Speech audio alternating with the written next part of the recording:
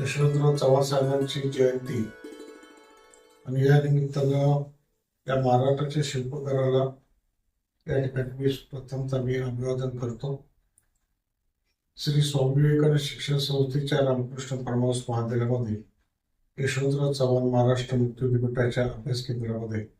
आज यशवंतराव चव्हाण साहेबांची जयंती या ठिकाणी संपन्न होती आहे. कारण यशवंतराव चव्हाण साहेब हे महाराष्ट्राचे शिल्पकार ज्यांच्यामुळं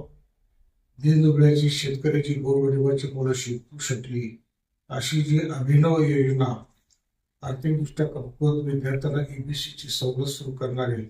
व त्याची जनक असणारे यशवंतराव चव्हाण साहेब आणि मराठवाड्यासारख्या मागासलेल्या शैक्षणिक आणि सामाजिकदृष्ट्या मागासलेल्या भागामध्ये एक मोठं धाडसाचं पाऊल घेऊन या इथल्या भागातील विद्यार्थ्यांची उच्च शिक्षणाची सोय करण्यासाठी पूर्वीचं असणारं मराठवाडा विद्यापीठ आणि आता असणारं डॉक्टर बाबासाहेब आंबेडकर मराठवाडा विद्यापीठ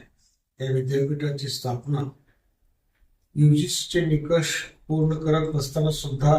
या भागाचा शैक्षणिक मागासलेपणा दूर करण्यासाठी यशवंतराव चव्हाण साहेबांनी 1958 साली या विद्यापीठाची स्थापना केली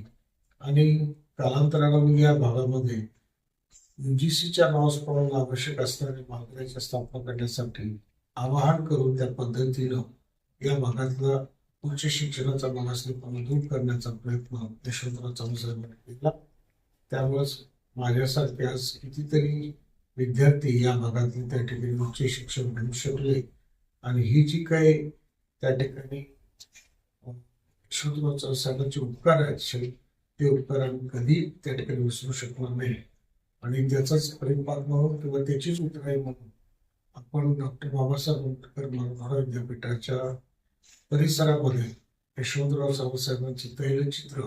विद्यापीठाच्या प्रांगणामध्ये त्या ठिकाणी उभं करण्याचं त्या ठिकाणी काम केलं. अशा या महापुरुषाला मी आज अभिवादन करतो आणि त्याचं स्मरण करूनच पुढच्या पिढीनं जे काही त्यांचं स्वप्न होतं ते स्वप्न त्या ठिकाणी पूर्ण करण्यासाठी त्या ठिकाणी प्रयत्न करावेत आणि आपलं शैक्षणिक उन्नती घ्यावी अशा प्रकारची